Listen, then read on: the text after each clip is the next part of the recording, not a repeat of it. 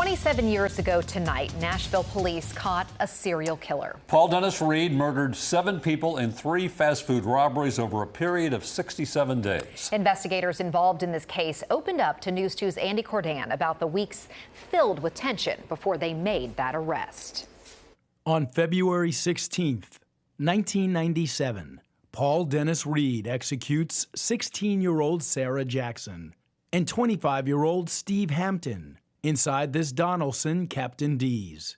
Captain D's, we were in there for hours. I mean, I was literally in there for hours. Metro homicide detective Pat Postiglione will work this gruesome murder. It's a robbery homicide where you have 2 victims, where the bad guy comes in and kills 2 people, puts them in the cooler. I mean, that's very unusual. Did you have a feeling who you were going for? Did you ever know it was Paul Dennis Reid? Oh, no. Clues begin to materialize.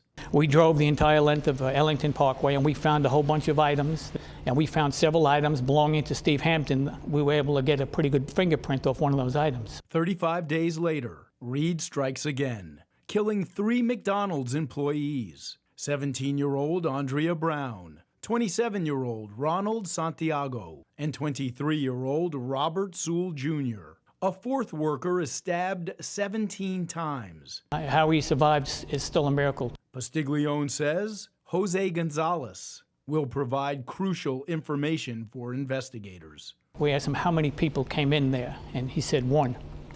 And we knew that 1 had gone into Captain D's. 31 days later, April 23rd, TBI agent Mike Breedlove will assist the Clarksville police investigation after 2 women are abducted from this Baskin-Robbins. The bodies of 16-year-old Michelle Mace and 21-year-old Angela Holmes are found in nearby Dunbar Cave State Park. The difference in this case is that Michelle and Angela were stabbed. The other victims, I think they were shot. So there was a little bit of a difference. We still had our focus on the ball, that this could still be the same perpetrator. News 2 is the first crew live on the scene the morning of the Baskin-Robbins story. As soon as Postiglione sees the coverage, he knows that the 2 Metro cases he's working are somehow connected. Why did you go right up there? Just a gut feeling. And as it turns out, it was connected. We didn't know who we were looking for.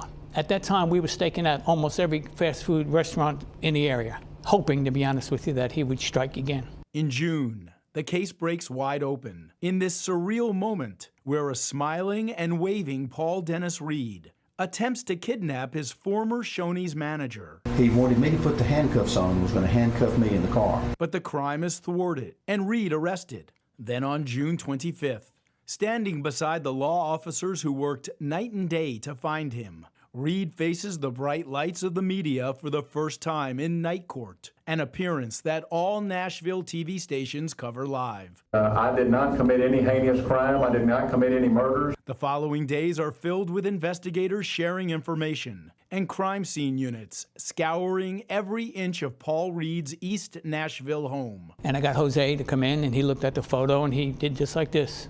Tapped right on his face. He said, "That's him." There was DNA belonging to the victims that was found on Paul Reid's shoe, and also microscopic carpet fibers that were on both victims that matched carpet fibers from Paul Reid's vehicle. And the big key today that could link him to Clarksville, the discovery of the latex gloves. Maybe a latex glove found in that house, also maybe a key component in their investigation up in Clarksville. We'll have more later on. All right, Andy, thank you. Obviously, that was a while ago, and I'll tell you, I remember vividly, it just kept the community in fear because no one knew. They just knew there was a serial killer on the loose. And incredible police work. Yeah, it really was. Reid was eventually convicted and sentenced to die for all 7 of those murders. He later died of natural causes in prison just before turning 56.